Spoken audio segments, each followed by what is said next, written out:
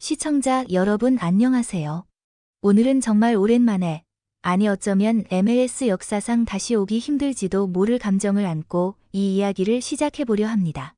단순히 한 경기, 한 선수의 이야기가 아니라 축구와 할리우드, 그리고 미국 문화의 중심축이 뒤흔들린 순간에 대한 이야기입니다. 손흥민을 보기 위해 브래드 피트가 직접 줄을 섰다는 장면이 포착됐고, 그와 동시에 LAFC와 인터 마이애미의 맞대결 티켓은 말 그대로 전쟁 수준의 패닉 상태에 빠졌습니다. 저는 이 장면을 보며 정말 한 시대가 바뀌고 있구나라는 생각을 지울 수 없었습니다. 손흥민의 LAFC 이적은 단순한 스타 영입이 아닙니다.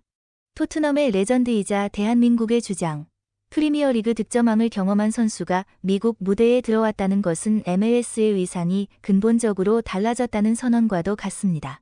손흥민은 이미 유럽에서 실력으로 모든 의심을 지워냈고, 이제는 존재 자체가 하나의 브랜드가 됐습니다. 개인적으로 저는 손흥민이 MLS에 가져온 가장 큰 변화는 존중이라고 생각합니다. 흥행을 위한 쇼가 아니라 진짜 축구를 보여줄 수 있는 선수라는 인식이 미국 전역에 퍼지고 있습니다. 브래드 피트는 할리우드를 대표하는 배우입니다. 그런 인물이 VIP석이 아닌 일반 관중처럼 티켓을 구하기 위해 줄을 섰다는 사실은 가볍게 넘길 수 있는 해프닝이 아닙니다. 이는 지금 나에서 가장 보고 싶은 스타가 영화 속 주인공이 아니라 축구 선수 손흥민이라는 강력한 메시지입니다. 제 개인적인 평가는 분명합니다. 이 장면 하나로 MLS는 할리우드의 주변 콘텐츠에서 할리우드 스타들조차 관객이 되는 무대로 격상됐습니다. LAFC와 인터 마이애미의 맞대결 티켓이 공개되자마자 순식간에 사라졌고, 안표 가격은 천정부지로 치솟았습니다. 이는 단순한 인기 경기 이상의 의미를 갖습니다. 한쪽에는 축구의 신 리오넬 메시, 다른 한쪽에는 노력과 헌신의 상징 손흥민이 있습니다. 두 슈퍼스타의 철학과 커리어가 정면으로 충돌하는 이 경기는 MLS가 세계 축구 담론의 중심에 서는 계기라고 봅니다. 저 개인적으로도 이 경기는 결과보다 과정, 그리고 상징성이 더 중요한 역사적 매치라고 생각합니다. 인터 마이애미가 지오바니 로 셀소 영입을 눈앞에 두고 있다는 소식은 손흥민과 LAFC 입장에서는 결코 가볍지 않습니다. 메시가 직접 설득에 나섰다는 점에서 이는 단순한 선수 영입이 아니라 권력 이동을 의미합니다. 로셀소는 메시와 수아레스를 연결해줄 완벽한 플레이메이커이며 팀의 완성도를 한 단계 끌어올릴 카드입니다. 제 생각에 인터 마이애미는 이미 우승팀의 사고방식으로 움직이고 있고, 반면 LAFC는 아직 재정비 단계에 머물러 있어 대비가 더욱 뼈아프게 느껴집니다. 아스널의 전설 티에리 앙리가 손흥민에 대해 나쁜 말을 할 수 없다고 말한 장면은 매우 상징적입니다. 북런던 라이벌 관계를 감안하면 이는 형식적인 칭찬이 아니라 진심 어린 존경입니다. 손흥민은 아스널을 상대로 수차례 결정적인 순간을 만들어냈고, 그 과정에서 늘 팀을 먼저 생각하는 플레이를 보여줬습니다. 개인적으로 저는 앙리의 이 발언이 손흥민의 커리어를 가장 정확하게 요약한다고 봅니다. 실력, 인성, 태도 어느 하나 흠잡을 데 없는 선수라는 증거입니다. 티에리 앙리가 손흥민의 이름을 입에 올렸다는 사실 자체가 갖는 무게는 결코 가볍지 않습니다. 앙리는 단순한 해설가나 은퇴한 스타가 아니라 프랑스 축구의 상징이자 아스널 역사상 가장 위대한 선수로 평가받는 인물입니다. 그런 앙리가 손흥민에 대해 나쁜 말을 할 수 없다고 공개적으로 인정했다는 것은 라이벌 관계를 모두 걷어낸 순수한 축구적 존중의 표현이라고 봐야 합니다. 북런던 더비라는 극단적인 경쟁 구도 속에서, 그것도 토트넘의 핵심 선수였던 손흥민을 향해 이런 평가를 내렸다는 점은 손흥민의 커리어가 어느 경지에 도달했는지를 단적으로 보여줍니다. 앙리가 손흥민을 높이 평가한 핵심 이유는 단순한 득점 수치가 아닙니다. 그는 손흥민의 근면함, 경기 준비 과정, 그리고 매 경기 임하는 태도를 강조했습니다. 이는 축구 선수로서 가장 기본적이지만 동시에 가장 지키기 어려운 덕목입니다. 손흥민은 화려한 개인기를 과시하기보다 팀을 위해 어떤 움직임이 필요한지를 먼저 생각하는 선수입니다. 공이 없을 때의 움직임, 수비 가담, 그리고 결정적인 순간에 팀을 살리는 선택까지, 이런 요소들이 쌓여 앙리 같은 전설의 마음을 움직였다고 저는 생각합니다. 특히 북런던 더비에서 손흥민이 보여준 존재감은 앙리의 발언을 더욱 설득력 있게 만듭니다. 손흥민은 아스널을 상대로 8골 4도움을 기록하며 수차례 라이벌의 흐름을 끊는 결정타를 날렸습니다. 단순히 많이 넣은 것이 아니라 항상 중요한 순간에 골을 넣었습니다.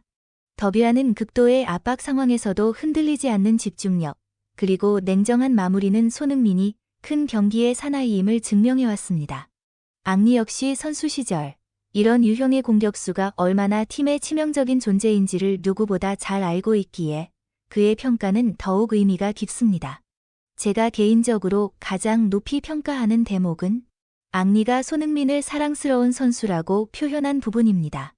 전설적인 공격수가 후배 공격수를 두고 이런 표현을 쓰는 경우는 매우 드뭅니다. 이는 단순히 플레이 스타일이 마음에 든다는 차원을 넘어 축구를 대하는 태도와 인간적인 면모까지 포함된 평가입니다. 손흥민은 골을 넣고도 팀 동료를 먼저 찾고 패배 후에는 누구보다 먼저 고개를 숙이며 책임을 짊어지는 선수입니다. 이런 모습이야말로 오랜 세월 정상급 무대에서 경쟁했던 앙리의 눈에 존경할 수밖에 없는 선수로 비쳤다고 봅니다. 또 하나 중요한 점은 앙리의 발언이 손흥민을 둘러싼 오랜 편견을 완전히 지워버렸다는 사실입니다. 손흥민은 데뷔 초기부터 아시아 선수라서 과소평가된다는 이야기를 수도 없이 들어왔습니다. 그러나 앙리는 국적이나 시장성을 전혀 언급하지 않았습니다. 오직 축구 선수 손흥민, 한 팀의 상징이자 경기의 흐름을 바꿀 수 있는 공격수로서 그를 평가했습니다. 이는 손흥민이 이미 아시아 출신 선수라는 수식어를 넘어 세계 축구의 기준점 중 하나가 됐다는 방증이라고 저는 생각합니다. 손흥민의 토트넘 커리어를 되짚어보면 앙리의 존경이 결코 과장이 아님을 알 수 있습니다. 454경기에서 173골, 구단 역대 득점 5위, 그리고 프리미어리그 득점왕까지.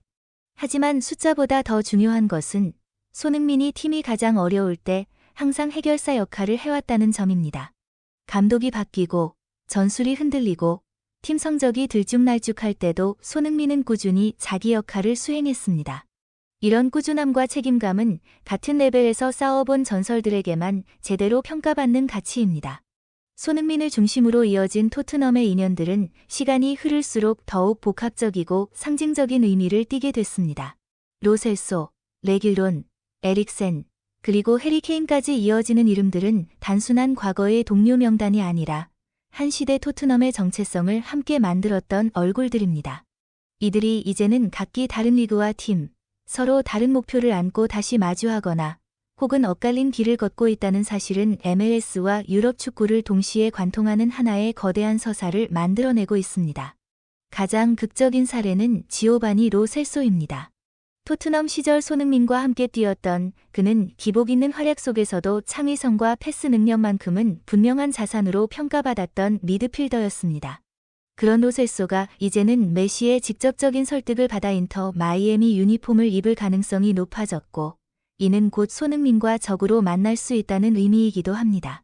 한때 같은 라커룸에서 웃고 땀 흘리던 동료가 이제는 MLS 개막전에서 우승을 다투는 경쟁자가 되는 장면은 축구라는 스포츠가 지닌 냉정함과 동시에 묘한 운명성을 잘 보여줍니다. 개인적으로 저는 이 구도가 단순한 라이벌 이상의 감정적 긴장을 만들어낼 것이라고 봅니다. 세르히오 레길론 역시 빼놓을 수 없는 인물입니다. 토트넘에서 손흥민과 함께 왼쪽 라인을 책임졌던 레길론은 공격 가담과 스피드를 앞세워 손흥민의 플레이를 한층 더 날카롭게 만들어주던 풀백이었습니다. 비록 토트넘에서 기대만큼의 커리어를 쌓지는 못했지만 그의 움직임과 호흡은 손흥민의 전성기 한 장면을 구성하는 중요한 퍼즐이었습니다. 이제 그 역시 다른 팀의 유니폼을 입고 손흥민을 상대할 수 있는 상황이 되면서 과거의 호흡은 기억으로만 남게 됐습니다. 저는 이런 장면이 팬들에게는 향수를, 선수들에게는 결코 가볍지 않은 감정을 안길 것이라고 생각합니다. 이 인연의 중심에는 크리스티안 에릭센의 고백이 자리하고 있습니다. 에릭센은 토트넘 복귀를 진심으로 바랐다고 털어놓으며 손흥민과 케인과 함께했던 시절을 사실상 자신의 전성기로 인정했습니다. DESK 라인으로 불리던 그 조합은 토트넘 역사상 가장 창의적이고 파괴적인 공격 라인이었고 에릭센은 그 두뇌 역할을 맡았던 선수였습니다. 심장마비라는 생사의 경계를 넘나든 뒤에도 그가 다시 축구를 할 수 있었고 다시 한번 토트넘을 떠올렸다는 사실은 축구가 단순한 직업이 아니라 삶 그 자체임을 보여줍니다. 개인적으로 저는 이 대목에서 토트넘이라는 팀이 선수들에게 남긴 정서적 흔적이 얼마나 깊은지를 실감했습니다. 로스앤젤레스는 오랫동안 영화와 스타의 도시였습니다. 하지만 지금은 축구장이 그 중심을 잠시 빼앗고 있습니다. 영화 시사회보다 축구 티켓이 더 귀해지고 배우들이 관중석에 앉아 선수들을 바라보는 장면은 상징적입니다. 저는 이것이 할리우드의 몰락이 아니라 스포츠가 다시 문화의 중심으로 돌아오는 자연스러운 흐름이라고 봅니다. 그 중심에 손흥민이 있다는 사실은 한국 축구 팬으로서도 매우 자랑스러운 장면입니다. LAFC와 인터 마이애미의 맞대결은 단순한 개막전이 아닙니다. 손흥민과 메시, 과거와 현재, 축구와 할리우드가 한 무대에서 충돌하는 역사적인 순간입니다. 이 한 경기로 우리는 MLS의 미래, 그리고 세계 축구 지형의 변화를 동시에 목격하게 될지도 모릅니다. 끝까지 시청해주셔서 감사합니다. 이 영상이 마음에 드셨다면 구독과 좋아요 부탁드리고요. 앞으로도 더 흥미로운 이야기로 찾아뵙겠습니다. 다음 영상에서 다시 만나겠습니다.